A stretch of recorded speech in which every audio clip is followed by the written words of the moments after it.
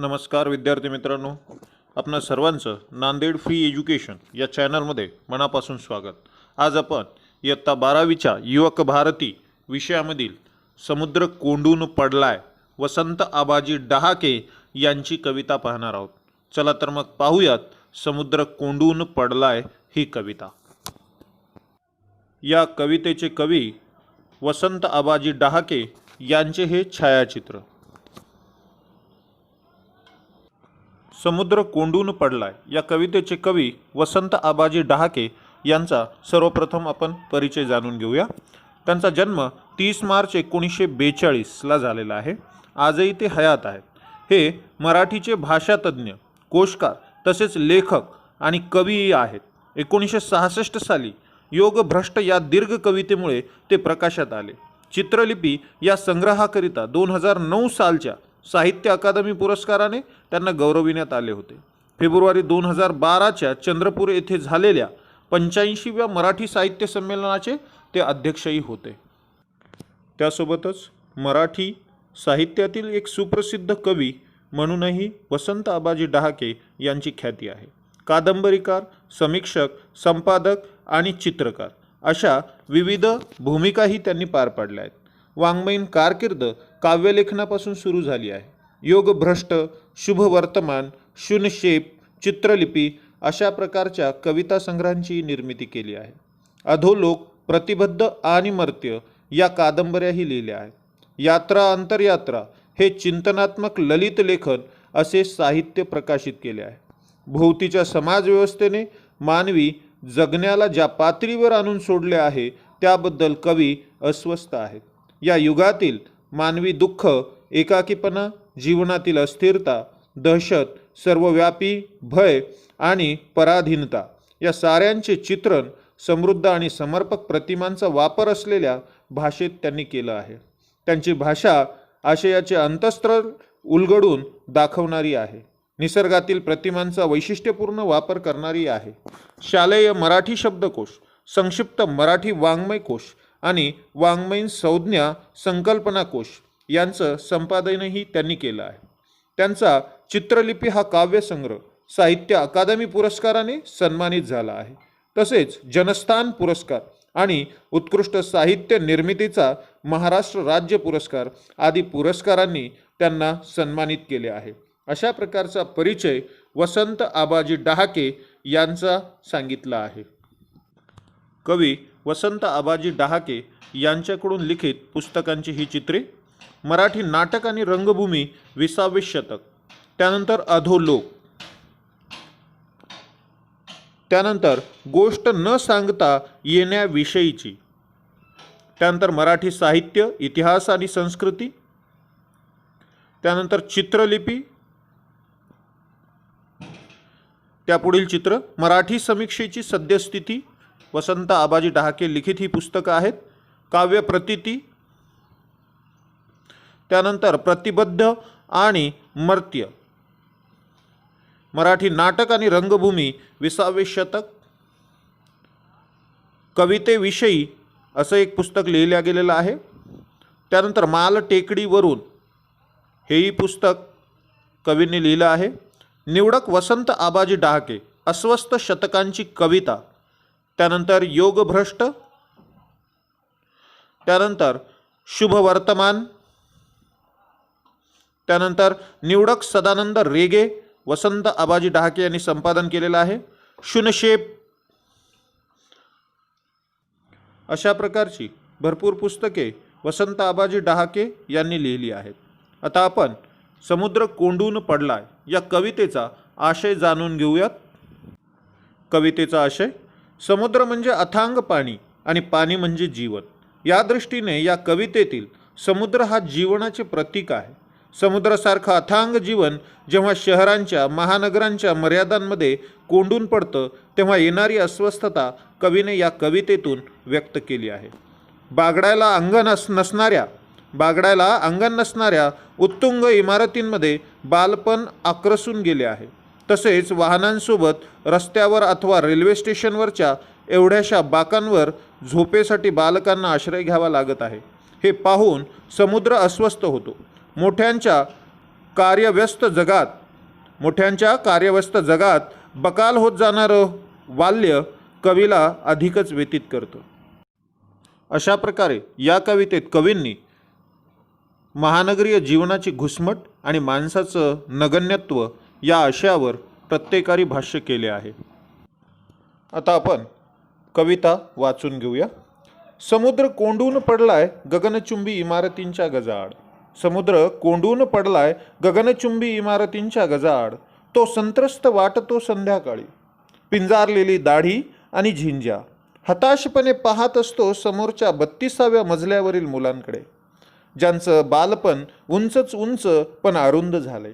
ज्यांचं बालपण उंचच उंच पण अरुंद झालंय आणि त्याची त्याला कल्पनाच नाही. समुद्राच्या डोळ्यात थकव्यांचं आभाळ उतरत येतं. समुद्राच्या डोळ्यात थकव्यांचं आभाळ उतरत येतं आणि शिनून तो वळवतो डोळे.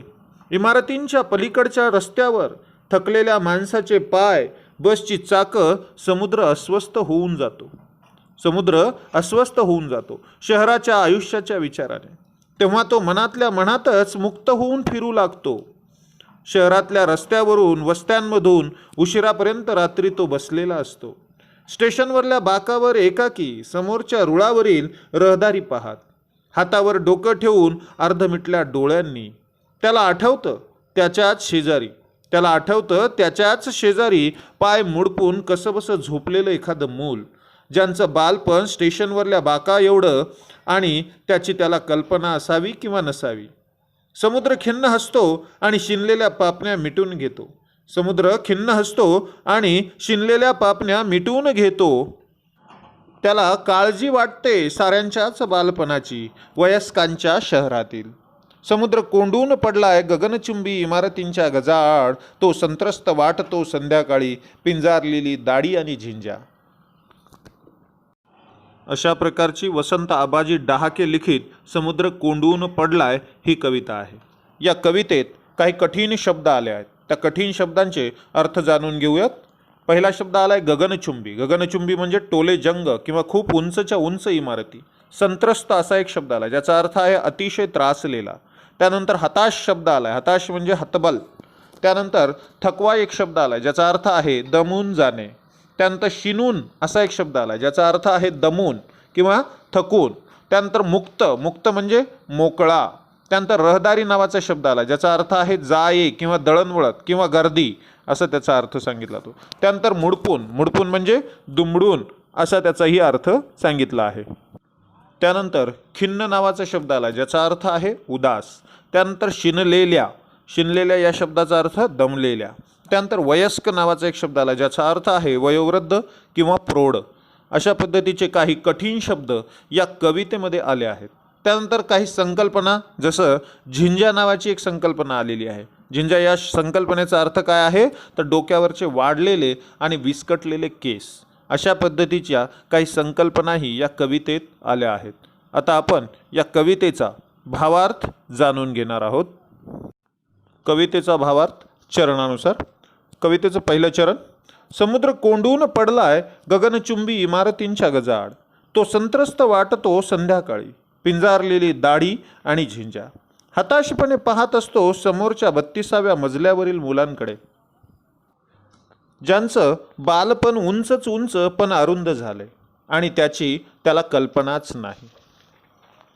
महानगरीय गदारोळात समुद्र म्हणजे जीवन कसे नगण्य आणि काडीमोल झालं आहे याचं चित्रण करताना कवी कवितेच्या पहिल्या चरणामध्ये म्हणतात, समुद्र किनाऱ्यावरील उंचच उंच टोलेजंग इमारतींच्या गजापलीकडे समुद्र बंदिस्त झालेला आहे, अडकलेला आहे. तो संध्याकाळी खूप त्रासलेला वाटतो. आपली पिंजारली दाढी आणि विस्कटलेल्या केसांनी हतबल होऊन समोरच्या उत्तुंग इमारतीच्या 32व्या मजल्यावरील मुलांकडे पाहतही असतो. त्या मुलाचे बालपण उंचच उंच पण अरुंद नि खुजे झाले आहे. बालपण गुदमरलेले आणि घुसमटलेलेही आहे. हे त्या मुलांना कळतच नाही. कोंडलेल्या स्थितीत ते मूल बालपणाचा मोकळा आनंद घेऊ शकत नाही. शहराने त्याच्यातल्या कोवळ्या भावना खच्ची केल्या आहेत. अशा पद्धतीचा अर्थ कवितेच्या पहिल्या चरणात कवी वसंत आबाजी डहाके यांनी सांगितला आहे. आता कवितेचं दुसरं चरण वाचून घेऊयात. कवितेचं दुसरं चरण. समुद्राच्या डोळ्यात थकव्यांचं आभाळ उतरत येतं. समुद्राच्या डोळ्यात थकव्यांचं आभाळ उतरत येतं आणि शिनून तो वळवतो आहे. आणि शिनून तो वळवतो डोळे. इमारतींच्या पलीकडच्या रस्त्यावर थकलेल्या माणसांचे पाय, बसची चाकं, समुद्र अस्वस्थ होऊन जातो. समुद्र अस्वस्थ होऊन जातो. कवितेच्या या दुसऱ्या चरणात कवी म्हणतात, समुद्राच्या डोळ्यात थकवा आभाळभर भरून येतो. शिनलेले डोळे तो वळवतो इमारतींच्या पलीकडे. तिथे पलीकडच्या रस्त्यावर त्याला थकल्या भागल्या माणसांचे रखडत चालवलेले पाय आणि बसची चाकेही दिसतात. चाकात प्रगतीची गती आहे, पण पावलातला जोर कमकुवत झाला आहे. हा विरोधाभास समुद्राला व्याकुळ करतो आहे. अशा पद्धतीचा आशय कवितेच्या या दुसऱ्या चरणात कवींनी सांगितला आहे. कवितेचं पुढील चरण. शहराच्या आयुष्याच्या विचाराने. शहराच्या आयुष्याच्या विचाराने तेव्हा तो मनातल्या मनातच मुक्त होऊन फिरू लागतो. शहरातल्या रस्त्यावरून वस्त्यांमधून उशिरापर्यंत रात्री तो बसलेला असतो. कवितेच्या या चरणात कवी म्हणतात, शहरी जीवनाचा विचार करून समुद्र अस्वस्थ बैचेन होतो आणि मनातल्या मनात मुक्तपणे वावरतो. शहरातल्या रस्त्यावरून पायपीट करतो, वस्त्यांमधून हिंडतो आणि उशिरा रात्रींपर्यंत तो स्टेशनवरील एकट्या बाकावर समोरच्या रुळांवरील गाड्यांची ये-जा निमूटपणे पाहत बसतो. हताशपणे हातावर डोकं ठेवून तो अर्धमिटल्या डोळ्यांनी हा महानगरीय पसारा पाहत असतो, असे कवी कवितेच्या या चरणामध्ये सांगत आहेत. कवितेचं पुढील चरण. स्टेशनवरल्या बाकावर. स्टेशनवरल्या बाकावर एकाकी समोरच्या रुळावरील रहदारी पाहत, हातावर डोकं ठेवून अर्धमिटल्या डोळ्यांनी त्याला आठवतं त्याच्याच शेजारी पाय मुडपून कसंबसं झोपलेलं एखादं मूल, ज्याचं बालपण स्टेशनवरल्या बाका एवढं आणि त्याची त्याला कल्पना असावी किंवा नसावी. कवितेच्या या चरणात कवी म्हणतात, त्याच बाकड्यावर त्याच्या शेजारी पाय पोटाशी दुमडून एक निरागस मूल शरीराची मोटकुळी करून झोपलेलं असतं. त्याचं बालपण स्टेशनवरच्या त्या बाकड्या एवढंच सीमित झालेलं आहे. त्याच्या बालपणाची वाढही खुंटलेली आहे. एवढंच नाही, याची त्या बालकाला कल्पना असेल किंवा नसेल, समुद्राला काही कळेनासे झाले आहे, असे कवी कवितेच्या या चरणामध्ये सांगत आहेत. कवितेचं शेवटचं चरण. समुद्र खिन्न हसतो आणि शिनलेल्या पापण्या मिटवून घेतो. समुद्र खिन्न हसतो आणि शिनलेल्या पापण्या मिटवून घेतो. त्याला काळजी वाटते साऱ्यांच्याच बालपणाची, वयस्कांच्या शहरातील. त्याला काळजी वाटते साऱ्यांच्याच बालपणाची, वयस्कांच्या शहरातील. कवितेच्या या शेवटच्या चरणात कवी वसंत आबाजी डहाके म्हणतात, समुद्र उदासपणे हसत आहे. समुद्र उदासपणे हसतो, दमलेल्या पापण्या मिटूनही घेतो. त्याला वयस्कांच्या शहरातल्या साऱ्या माणसांची, त्याच्या बालपणाची चिंता वाटू लागते. त्याचं मन काळजीनं आक्रंदतं, असे कवी कवितेच्या या शेवटच्या चरणात सांगत आहेत. अशा प्रकारे कवी वसंत आबाजी डहाके यांनी समुद्र कोंडून पडलाय या कवितेत महानगरीय जीवनाची घुसमट आणि माणसांचं नगण्यत्व या आशयावर प्रत्येकारी भाष्य केलं आहे. समुद्र हे अफाट सर्जनशील जीवनाचं प्रतीक महानगरीय बडेजावात कसं आक्रसून गेलं आहे आणि बालपण किती दयनीय आणि चिंताग्रस्त झालं आहे, याचं सार्थ प्रतिमातून चित्रण या कवितेमध्ये केल्याचं आपल्या लक्षात येतं. अशा प्रकारे आज आपण वसंत आबाजी डहाके लिखित समुद्र कोंडून पडलाय ही कविता समजून घेतली आहे. विद्यार्थी मित्रांनो, माझा व्हिडिओ तुम्हाला जर आवडला असेल तर लाईक आणि शेअर करा. त्यासोबतच जर तुम्ही चॅनलला सबस्क्राईब केले नसेल तर सबस्क्राईब करायलाही विसरू नका. धन्यवाद.